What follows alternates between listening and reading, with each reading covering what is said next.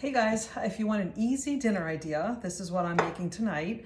It's called Bruschetta pasta. I've made this a bunch of times. It's a pasta dish that's made entirely in the microwave using our Rock Dutch oven. The Rock line is coated stoneware that can go into every single way that you cook. It goes under the broiler, in the oven, on top of the stove. It can go on the grill. It can go in the dishwasher. It can go in the freezer. It can go in the refrigerator. These are awesome pots. So the first step is to take your pasta, spaghetti, break it in half, and then put it into this rock and pour some chicken broth over it. So that's what I'm going to be doing right now. I know if you're Italian, you're not supposed to break your pasta, but it's the only way to fit it in here. So I'm sure that's part of the reason why it says to do that. So I'm just going to be breaking this whole pound of pasta. And the other thing I love about these Rocks is they retain heat really well. So if you make this, like I'm making it right now, but my husband's not home yet, but it'll sit really and stay hot for at least an hour on top of the stove top, just, sitting there waiting for someone to eat it. So, if you have people coming in at all different times, that's also good because you can just leave it in this pot on top of the stove. So I'm going to pour the 4 cups of chicken broth over the top, and I'm just going to make sure that they're all coated. And I'm going to put it into the microwave with the lid on. Yeah, that's good. For 8 minutes. So let me just do that, and then I'll be right back.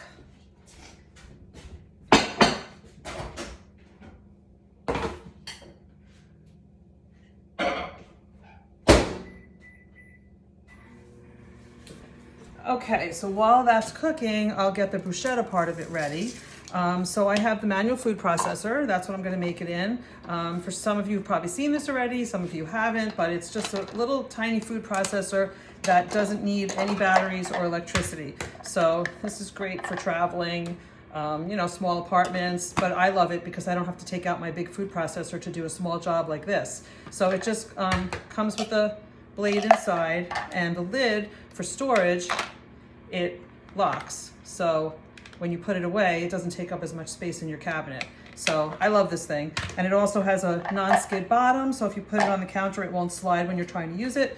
And it comes with a top. So like if you make guacamole or tapenade or bruschetta or whatever you make in here, you can then just cover it and save it for later if you want to prep it early. So let's see. The recipe, I'm supposed to cut up 4 tomatoes. So you have to kind of chunk them to put them in here. So I'll just cut them into, like, I don't know if you can see, just, biggish kind of pieces. Stick them in there. So I'm going to do that. It says 4 tomatoes, but I think these are a little large, and you don't want to overstuff this thing. So just like that. So I'm just going to probably only do 3. I think 3 is going to be enough. Let me take that little top off. Yeah. So just going to chunk it up a little more. Actually, I don't need to make the pieces as small as I did. Just like, 4 pieces per half. And then I'm going to add tomatoes and put them in the food processor. Then cut the basil. So it's supposed to be a 1/4 cup, but honestly, it's going to be whatever I have here because that's all I have left. I bought some basil last week and I didn't use it all. So I'm just going to snip it into there. And this recipe you can really kind of do by taste. It's not that big of a deal to, make it exactly according to the recipe. So let's see if you can see it. Yeah, so I'm just gonna snip some of this into here. These are my really old kitchen shears. They've really held up over time, and I think they've been updated. I don't think they're white anymore, but anyway, that's a pretty good amount of basil. So that goes in there. And then 3 to 4 cloves of garlic. So I want to show you the garlic. The garlic peeler. Garlic peeler. So this garlic still has the skin on it. And when you peel it, first of all, it gets sticky and hard to get off. Plus the smell gets on your hands. So you just roll it on the, it's the shape is making it hard to roll. You just roll it and the skin comes off, and then the garlic stays whole. So I'm gonna do that with these few cloves of garlic.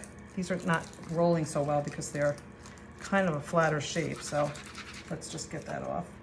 So that's number 2 and number 3. And then I'm gonna show you the garlic peeler that I have. This usually works better. I think it's because these are kind of a flat shape right now, so they're not like rolling that well. But you get the idea. They're still coming off pretty easily. Yeah. So that's the garlic. This one didn't work that well. It probably didn't roll enough. And then we have this cool garlic slicer. So you just put your cloves in here. You can put a few in at a time. You can put other things in here. You can put nuts, chocolate, and it just kind of makes things into nice fine shreds. And then you start turning it, and I don't know if you can see, but you get these really nice paper thin slices. So you can do this with a lot of different things. Like I said, chocolate and nuts come to mind right away. And then I think I'm just gonna add some olive oil, which is gonna be 1/3 cup of olive oil. And I'm gonna pump this around. I think that's it for the garlic. Just wanna make sure that the little topper thing is here. I'm gonna take 1/3 cup of olive oil, and then I'm gonna pump it all, and it's gonna become bruschetta. So here we go, 1/3 cup of olive oil. Just pour that on here. And the other thing with the manual food processor is it's dishwasher safe, but not the top. So this, and you're not supposed to submerge it. I guess the workings in here, you don't want the water to get in. So I just wipe it. It's really easy to clean. I just wipe it with a damp sponge and a little bit of soap, and it's fine. It's clean, and I've used it 100 times. So anyway, I'm gonna put the top on. Sometimes I overfill it, and then it's kind of hard to pump. So let's see. Yeah, and then you just start to pump. Let's see if you can see it.